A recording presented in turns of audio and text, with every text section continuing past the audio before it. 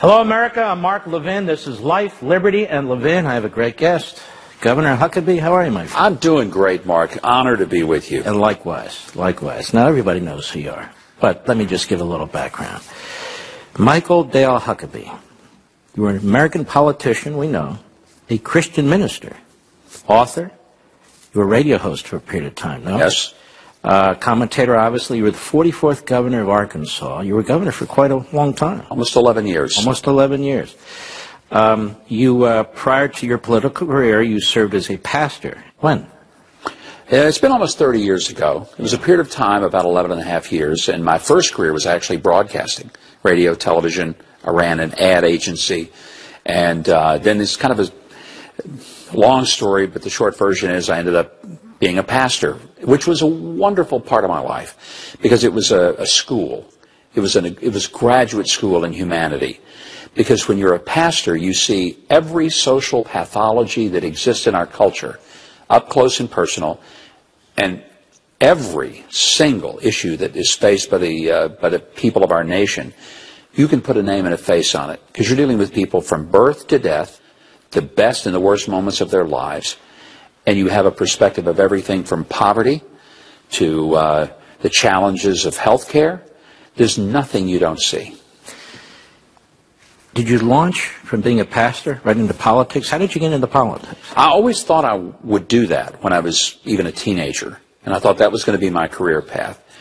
And even when I was doing communications and radio and advertising, I thought one day I'm going to run for office. But I need a career first. I need to experience life before I try to shape it for other people. And then when I went into the pastorate, quite frankly, Mark, I thought, well, that prospect is gone. Nobody would ever accept somebody who's coming from a pastoral background into politics.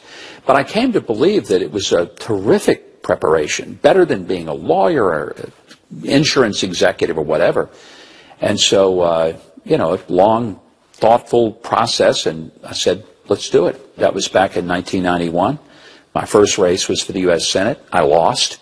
Ran the next year, 93. Now back in 91, okay. Arkansas was heavily Democrat, right? It wasn't heavily Democrat. Yeah. It was Democrat. Yeah. It was the most lopsided state in the country, more than Massachusetts, Maine, Vermont, Oregon, California. When I became lieutenant governor in 1993, the legislature was 90% Democrat. In the Senate, for example, there were 4 out of the 35 members of the Senate who were Republican, and frankly, those 4 were a little suspect. Mm-hmm. My door was nailed shut on the day I was sworn in as lieutenant governor at the state capitol. Sworn in at the order of Webb Hubbell, who was working at the White House for Clinton at the time, and they were so angry that a Republican had been elected during Bill Clinton's first year as president that they just said, you got to stop this guy. So my door was nailed shut, and it stayed nailed shut for 59 days. Until finally there was such a public outcry, they took the nails out of the door. People think that's an apocryphal story. It honestly happened. Lieutenant Governor in 1993. Mm-hmm. Become governor when? Became governor in 1996 when Jim Guy Tucker, who was the governor, was convicted of Whitewater-related felonies. Mm-hmm. He was shown the door, and I went through the door, and by this time the nails were clearly gone. It was a very tumultuous time in Arkansas politics and history. And here I was, only the 4th Republican to be elected to a statewide office in 150 years, first in 25 years. And now the state's got a Republican governor following the conviction of their Democrat governor. It was a very, very challenging time. But it was also the greatest period of my life. I mean, it was an extraordinary opportunity to do things completely differently than had been done for so long under Bill Clinton, who had been governor a long time, and then Jim Guy Tucker, who really only got to serve a little over 2 years.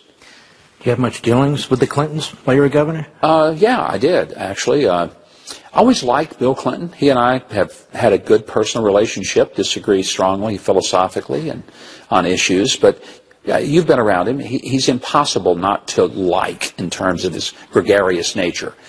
Didn't have such a warm, fuzzy relationship with Hillary, to be honest with you. I'm not sure anybody of my party ever has. But even when Clinton was president and I was governor, I had a very good working relationship with him. And I will say in fairness, Bill Clinton was a terrific president for all governors including all the Republican governors who, if they were honest, and maybe not on the record, would tell you that they got more cooperation from the Clinton White House as Republican governors than they did from the Bush White House. Why do you think that is? There was an attitude that Bill Clinton, who had been a governor and loved the job, recognized that governors really were the front line of policy. He knew that Washington didn't really get things done. And he understood that if you wanted a laboratory of government, just like the founders really understood the states to be, this is where you attempt things, you try and you innovate.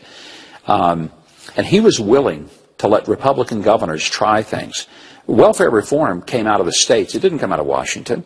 There were things that we did in children's health care in Arkansas that preceded the whole idea of S-chip. But the way we wanted to build it was that it required pay-in. It wasn't just a welfare program where you get 100% of your benefits for free. You had a premium, you had a copay, you had a deductible. Why is that important? Because if people have skin in the game, they take a totally different attitude towards something than if it's all free and they don't care whether it costs $1,000 or $100. Those are the kind of innovations that you could do at the state level. And to his credit, as president, Clinton said, give it a shot. And yet George W. Bush was much more difficult. He was a good guy to deal with. You never could get to him. He had such a palace guard and great people, but they protected him, and for them everything was whether it was good for him politically, not whether or not it was actually good in the policies of the state. And then you decided at some point to run for president. That was a brilliant idea. Well, Mark? listen. It turned out real well. Well, you know what? 2012 yeah. was rather bruising, the Republican primary. What happened then? Well, that was the one I set out. A lot of people said I should have gone into that one. I mean, I ran in 2008. Right. That's what I meant. And it was a tough time. I mean, we'd just gone through 8 years of President Bush. His approval ratings were very low at that point. It was going to be difficult to win. By the way, you're a very nice guy. See how he did that, folks? I got the date wrong. He said, that's when I said. But let me tell you the one. 2000. Go ahead. I'm sorry. Well, a lot of people thought I should have run in 12, but I really, it was not a good time for me at that time. And there was a lot of reasons why. But in 2008, I felt like the Republican Party had become stodgy. I felt that it was losing touch with working class Americans. It did not have leaders that had a common connection to the kind of people I grew up with. Mark, I grew up dirt poor in South Arkansas. I'm the first male in my entire family lineage to graduate high school, much less go to college. For me, the American dream is not something I read about from someone else. I've lived it. My dad was one of those Americans, like a lot of fathers who raised kids, that he lifted heavy things. He worked hard. He got his hands dirty. That's the only jobs he ever knew. I felt like those were the people that Republicans, their policies would help the most if we really implemented them. But we acted like they didn't exist. And the result, long term, was that the economic policies of true conservatism and capitalism, really bringing people to a point of liberty where they were not forever completely enslaved to their group, but they were looked at as individuals. To me, this is the fundamental difference between conservatives and liberals. Liberals believe you're in a group. You have to stay in your group, don't leave your group, and if the group does okay, you can do okay. Conservatives believe that our liberty is individual. It's God-given to each person, and there are no limits except the limits that I'm willing to place on myself because I just refuse to accept the freedom that I've been given. And so I felt like in 2008 that we were missing the opportunity, and we were a great party if you were sitting in the corner office, but we were not a good party if you were standing on the concrete floor 8 hours a day lifting heavy things and going home and having to take a shower before your wife would let you sit at the table. You did pretty well in that primary, really, didn't you? Yeah, I came in second to McCain. I was the runner-up to John McCain in 2008. So, and on a dime to the dollar of what McCain and Mitt Romney had. And 2016 was a big field. Yeah. But one of the things I noticed during that primary was you never took a shot at Trump. No. You ran on your message, and that was pretty much it. Why was that? Well, first of all, Donald Trump was not my enemy. he was not even really my opponent. I looked at it that one of us on that stage was going to face Hillary Clinton. I thought I'd be the right guy. I knew her better than anybody on that stage, known her 40 years. People decided differently. I respect that. You know, that's what you do in an election. But why would I go and attack one of the other people on that stage? Because if they won, then I was going to have to go to the convention stage and tell everybody how great they would be as president after just telling them they would be terrible. At some point, that doesn't make sense to me. And those were not the people that I was trying to oppose. Secondly, you know, I may not be the smartest bulb in the chandelier, but I'm bright enough to know this, that if you attack Donald Trump, he's going to come back at you. And he's going to hit you harder than you ever hit him. And when you're ready to give up in the fight, he isn't. And he keeps clubbing you until you're unconscious and in a coma and can't come out of it. And so I watched all these guys on the stage, and they go after Trump. And the next thing you know, they get a nickname that they're stuck with for the rest of their lives. He pummels them, and the press love it so much that they just give him more airtime. So I thought, I've seen this movie. It doesn't end well. But you also liked him. I like Donald Trump. I personally like the man, and that surprised a lot of people because we couldn't be more different.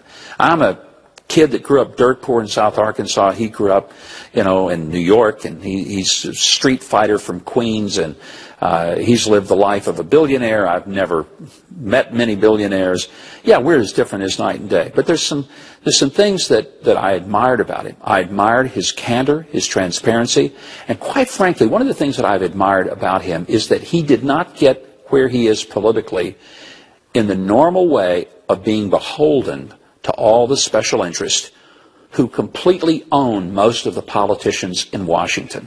And that's why nothing changes. Democrats get elected, things stay the same. Republicans get elected, things stay the same. Because the same people who are throwing dollar bills at the Democrats are throwing dollar bills at the Republicans and the Democrats alike, and they get the same policies over and over. Trump has upset this whole, this cabaret, if you will, and has changed the tune so dramatically. And that's why I really believe he's the right man for the right time. And we'll get into this more extensively, but it's for these reasons, isn't it, that he's under attack? Because he's not one of the crowd, because he is a true outsider, because he doesn't need their money, he doesn't need their lobbyists, he doesn't need any of the infrastructure of the establishment.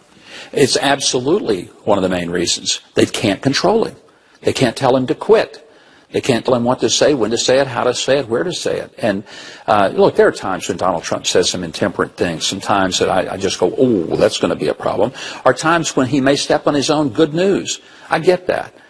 But what I admire is that here is a guy who is doing exactly what he said. He said he was going to cut taxes, and he has, and the economy is booming. He said he was going to recognize Jerusalem as the capital of Israel and move the embassy, and he's done it. He said he was going to be tough with NATO and tell them that either pay up or we bug out, and he's done it, and they're doing it. I look at what he's getting done, and I'm far more impressed with what he's getting done than I am bothered by anything he tweets or says. And we're going to expand on this in a moment. Ladies and gentlemen, don't forget, during the course of the week, you can watch me on Levin TV as part of the CRTV television network. That's crtv.com. Give us a call, join up, go to 844-LEVIN-TV. Give us a dial, 844-LEVIN-TV. We'll be right back. Governor Mike Huckabee, you brought up the president and his promise to recognize Jerusalem as the capital of Israel and to move the embassy. Past presidents have said that. They've not done it. It's actually the law. It was passed in 1996, but they could waive it every 6 months. This president said enough is enough. You're very popular in Israel, and it's well known in the United States that your support for Israel is considerable. Why is that? My first trip there was in 1973 when I was 17 years old. I fell in love with Israel as a teenager, and I've been taking groups of people since 1981. I've seen this country come alive in a way that I can only imagine the frontier days of America. Biblically, I could say it this way: the dry bones have come alive, and the desert is blooming. And literally places that I saw as abject desert now are lush with vegetation that exports fruits and vegetables across the world. But Israel is a very special place. As a person of faith, for me, Israel is not just another piece of real estate. Maybe the most hotly contested piece of real estate on earth, but it has biblical dimensions, biblical connections, and that's important to me. I think the title deed goes all the way back to Abraham. So to see a president recognize the rightful home of the Jewish people in a Jewish state and Jerusalem as its capital. And by the way, Jerusalem has only been capital to one people in the history of the earth, and that's to the Jews. So it's important to me that we respect that. And it's part of your faith. It's part of my faith, as an evangelical Christian. Absolutely. And I've had this conversation with the president back before he made the decision, and I told him, I said, Mr. President, there are two things that evangelicals, who, by the way, were the basis for him being elected. They overwhelmingly, like 75, 80% of evangelicals voted for Donald Trump and still support him. And that surprised a lot of people, but they like someone who sticks by the black and the white of the right and the wrong and what they stand for. So Donald Trump and I had this conversation, and I said to him, Mr. President, there are two things evangelicals consider non-negotiable: the sanctity of human life, and the second thing is unwavering commitment to the sovereignty of Israel as a Jewish state. And he kind of was surprised by that. And I said, but Mr. President, we're people of the book, and we believe that if God has made a promise, he's going to keep it. And one of the promises is the nations that bless Israel will be blessed, and those who curse Israel will be cursed. And I just believe that when Donald Trump made this decision, and he was under so much pressure not to do it, Mark, and you know that. You know this very well. Pressure from within the country, pressure from all over the world and world leaders. And later, after he had done it, I had the opportunity to say, what was the deciding force? He said, because it was the right thing to do, and I said I was going to do it. I was so refreshed by a president who is able to say, it's the right thing to do, and I said I was going to do it. I haven't seen that kind of commitment since Ronald Reagan. Mm-hmm. And I think a lot of people support Donald Trump because of it. No matter what his critics say, you can't take that from him. Speaking of his critics, they're getting more and more out there. Yeah. Crazier by the day. We're about the same age. I would read George Wells Collins religiously. Mm-hmm. Great thinker, great columnist. But I don't read them anymore. Unless somebody hands them to me. This sad, embarrassing wreck of a man, Washington Post, George Will. It starts out, first three words, America's child president. And I stopped there.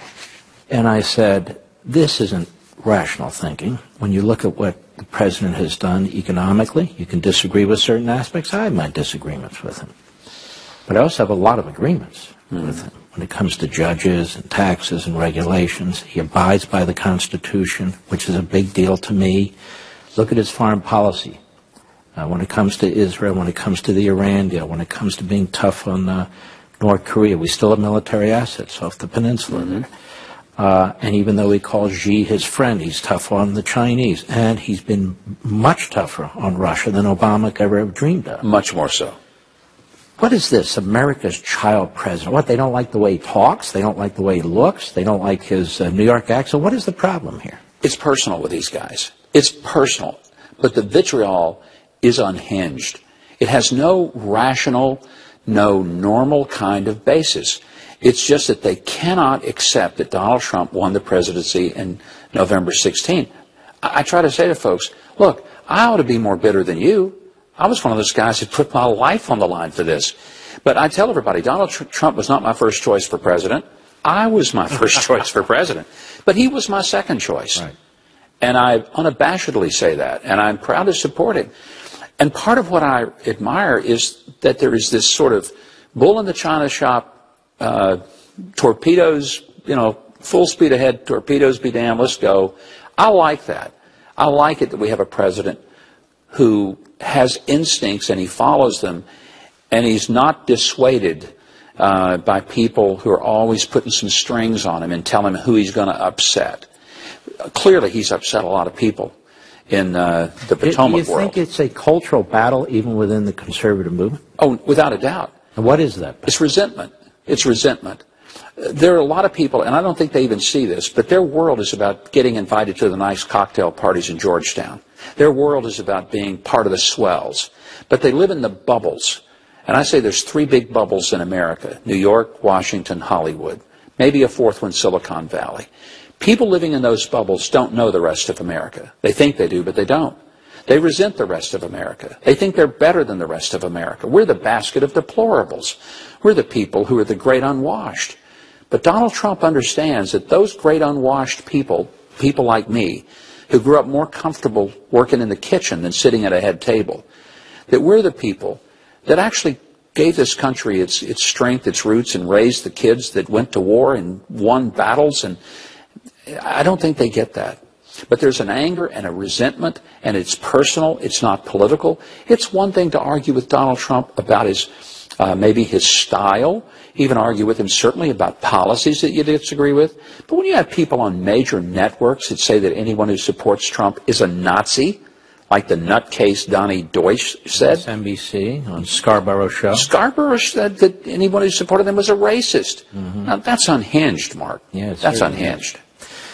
So this cultural battle, even within the conservative movement, you think it's because he came out of nowhere and they didn't have a say in it? Do you think it's because he truly is an outsider? Do you think it's because of what he says and the way he says it? Because his policies, they're not left-wing policies. They're not anti-American policies. They're not.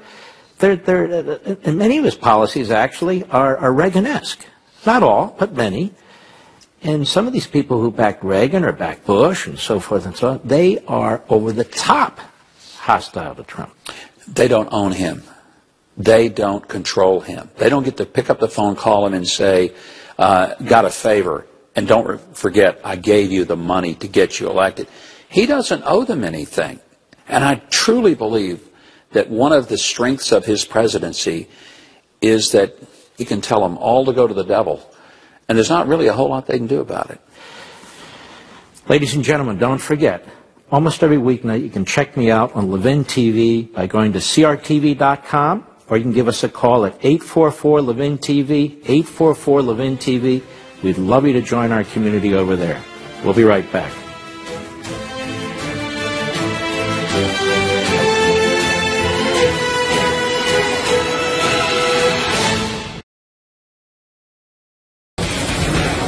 I don't know who the most famous Huckabee is right now. You or your daughter?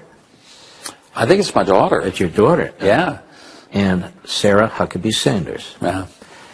And she's become somewhat of a very popular figure within the conservative movement in the Republican Party because she stands up there every day and deals with these reporters, particularly from CNN, Jim Acosta and so forth, but also the Washington Correspondents' Dinner, which was really quite awful. Her experience at a restaurant in rural Virginia and other members of your family and so forth. First of all, tell us a little bit about your daughter and tell us what she confronts in her daily life as her father. Well, first of all, I tell people we finally got a Huckabee in the White House. He just wasn't the one I thought it was going to be. I'm very proud of Sarah. I'm proud of all my children, but Sarah obviously is the one that now is more famous, more popular, and more beloved. And rightfully so. She's a tough kid. I like to say the force is strong in this one. But this is a young lady who grew up in a political household. When most kids were jumping rope, she was sitting around the kitchen table listening to Dick Morris do crosstabs of polls. She's been swallowed up and consumed in the political world since she was a tiny girl. And as a result, there's not anything she sees that is a shock to her. She's been there, done that. I think in this White House, it's certainly intense in a way that we've never seen before. But she's got a very calm demeanor, and I think that's what people admire. Whether it's sitting at the Correspondents' Dinner and have someone just intentionally try to destroy her, she maintained dignity and grace, or whether it's at that podium every day where people try to accuse her of all sorts of things and try to take her podium away from her. She never lets that happen. But she does it in a calm way, doesn't escalate the tension, but she knows how to just say, we're not going there. As her father and your wife, yeah, as her mother, it must give you great pains to watch this. I take more of a pride than a pain. And I'll tell you what, I watch her, and when somebody asks some stupid question, my thought is not, I can't believe they said it. I'm sitting back saying, you're about to get your rear handed to you. You just don't know it. And sure enough, that's what typically happens. Because I know that she's tough. And I've always said, when a Southern woman begins or ends a sentence with these three words, whether it's literally said or figurative, and they say, bless your heart, you're about to be gutted like a deer. You just don't know it. Thanksgiving dinner. What's that like, Thanksgiving at the Huckabee household? You know, it's surprisingly chaotic because we have 6 grandchildren, 3 of hers and 3 that are one of my other sons. I have 2 other sons. And we may talk politics a little bit, but it's really more family. We're a very close-knit family. Our kids, grandkids all love each other and play together, and we have a good time. We grew up as a family, very tight-knit, went through tough times, and I think it made us strong. And so while there's enough politics that people would expect, it's not that everything is a political discussion when our family is together. So she interacts with the media. Obviously, Yeah. That's her job, dealing with the media. It's my observation that the level of reporting has really been degraded. It's difficult to tell reporters from commentators. It's difficult to tell reporters from Hollywood actors Yeah. a lot of the time. That doesn't really serve the American people, does it? Well, journalism ought to be something that is done agnostically, that you don't know what a reporter thinks. If a reporter puts himself or herself into the story, that's no longer journalism.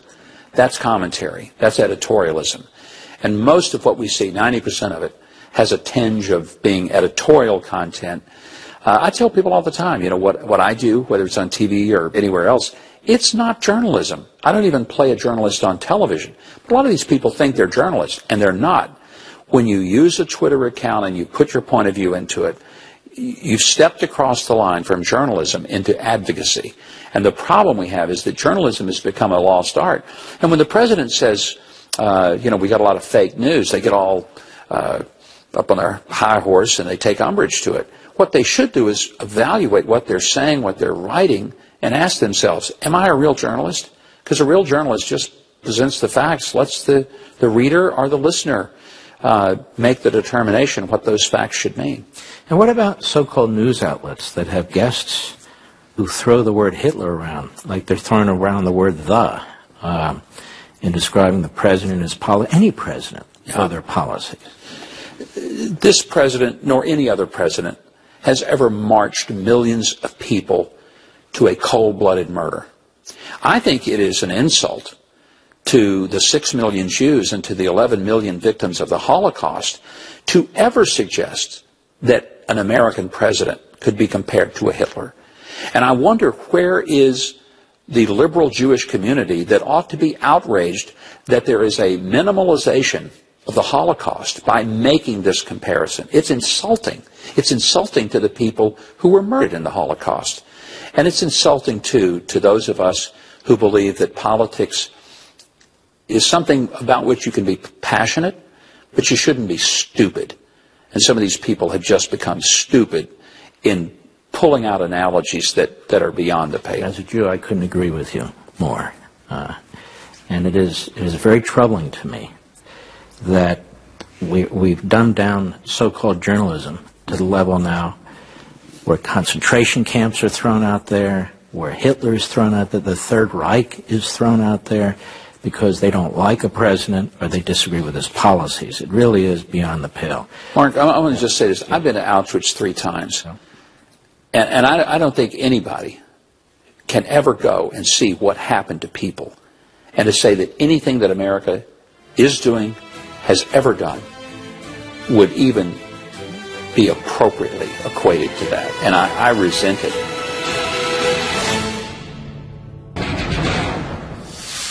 Mike Huckabee, let me ask you about the judiciary. This is crucial.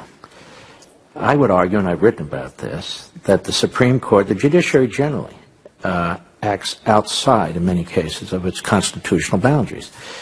The Supreme Court is supposed to be independent. It's not supposed to be supreme of all the branches of government. So we've reached the point, we don't need to get into how we got here, but here we are, where the court is enormously powerful, where one justice can decide what is or is not a fundamental right, which is kind of bizarre if you think about it.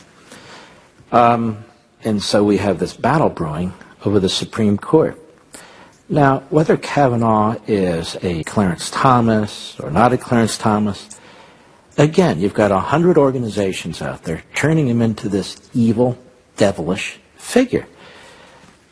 The left has really, whether it's Trump, whether it's Supreme Court nominees, whether it was Reagan, whatever it is, the left has really become extremely hostile to even our political processes, don't you think? Oh, without a question. And I find it interesting that when Kagan was nominated, a lot of Republicans voted for Kagan, not because they agreed with her or thought she would rule as they would wish, but because the president has a right to make that decision under the Constitution. Sotomayor, same thing. What I look for, I hear people say, I hope he appoints a conservative. And I say, I don't.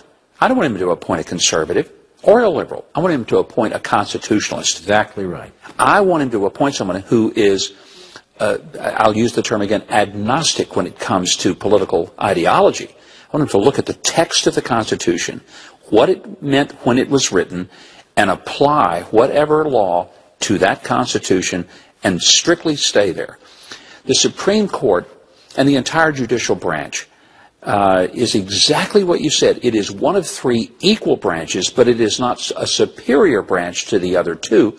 Jefferson even said that if there was a weaker branch, it would be the judicial, because the Congress and the legislative branch has the power of the purse, the executive has the power of the sword. The judicial branch really has the power of neither. It only has the power of persuasion. But the judicial branch has become a legislative body. I want to say to people wearing black robes, if you want to be a legislator, take your robe off, resign that position, and run for Congress. Then you can be a legislator. But if you're sitting on the court, you don't get to make law. You get to simply look at the Constitution through the clearest, most focused eyes you can and forget whether it's conservative or liberal. But is it right or is it wrong in the context of the Constitution? But they don't even agree with applying the Constitution. We talk about originalism, we talk about textualism, and if you have a nominee who says, look, I believe in applying the Constitution, they'll immediately say, no, precedent, because they like the activist precedent, except when they don't like the activist precedent.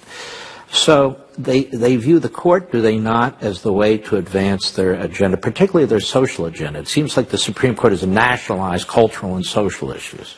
Well, they've done that, and interestingly, they've used that as the tool to affect legislative change that they never had the votes to get, whether it's the state or the national level, which is where that should have happened, whether it's abortion or same-sex marriage, two of the more controversial social issues of the day.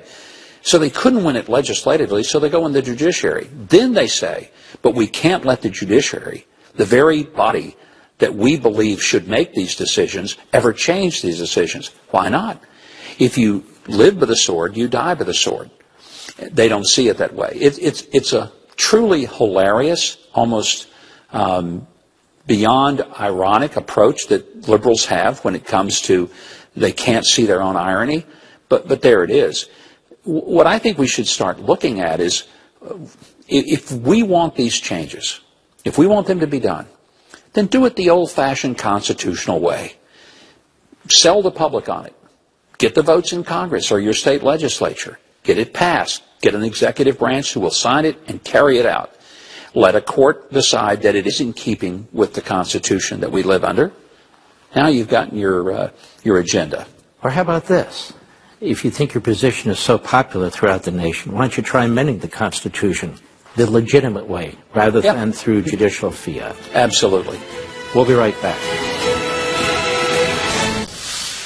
We talked about amending the Constitution, the old-fashioned way. There's two old-fashioned ways, really. There's a Convention of States, Article 5, which basically says that the state legislatures, rather than Congress, can propose to have a meeting, a convention, not a constitutional convention, a meeting.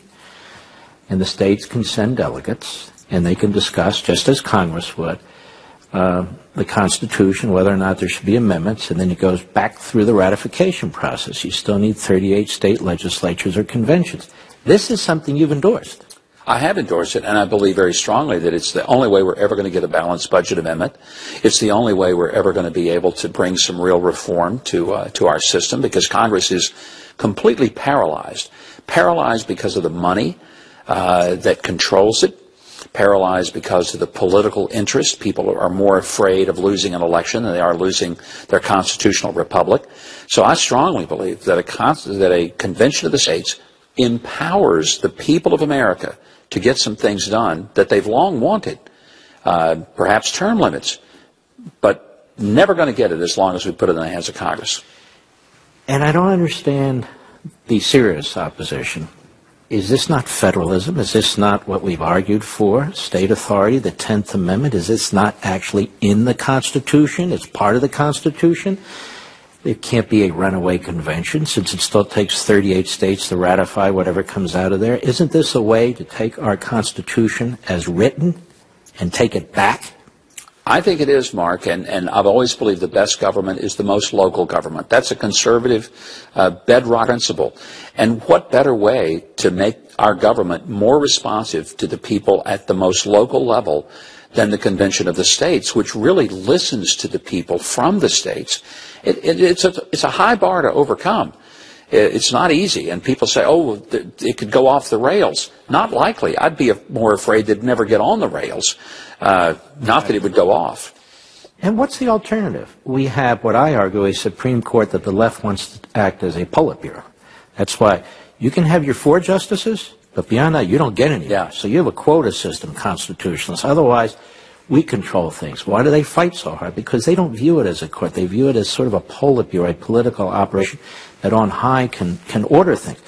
But this cuts under that. This is true republicanism and federalism, is it not? It is absolutely what it is. It's an empowerment of the people in a way that gives us the most raw form of constitutional empowerment to the people who are supposed to be served by the government rather than to be serving the government. And even if the movement got close to having a convention of states, I think that would wake up Washington like they've never been awakened before. It couldn't but do anything other than wake them up and shake them up. And Lord knows we need a wake-up and a shake-up going on in the middle of the Potomac. We'll be right back.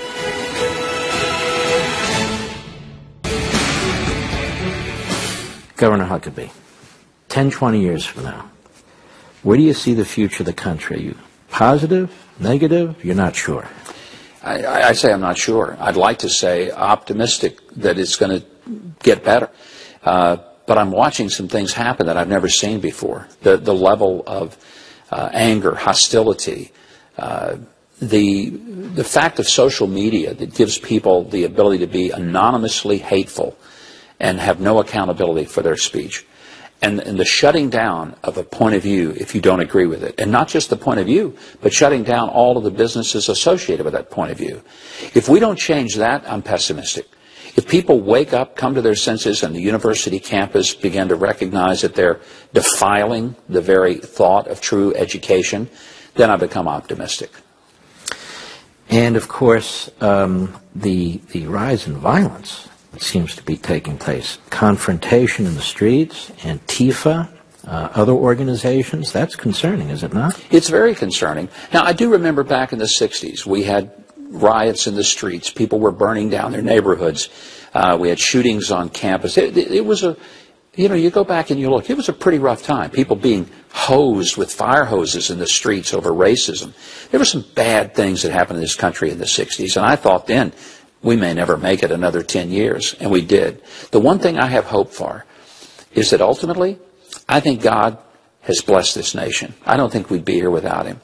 And I also believe this, that this is a resilient country, and sometimes it goes through tough times, and then its people wake up, and we decide we're better than this. And that's my hope for us now. Nothing worse than what took place during the Civil War. Yeah. I don't mean the outcome. Yeah. I mean, those battles were absolutely unbelievable. It's been a great pleasure having you. The pleasure has been mine. Thank you, Mark. All right. See you next time on Life, Liberty, and Levin.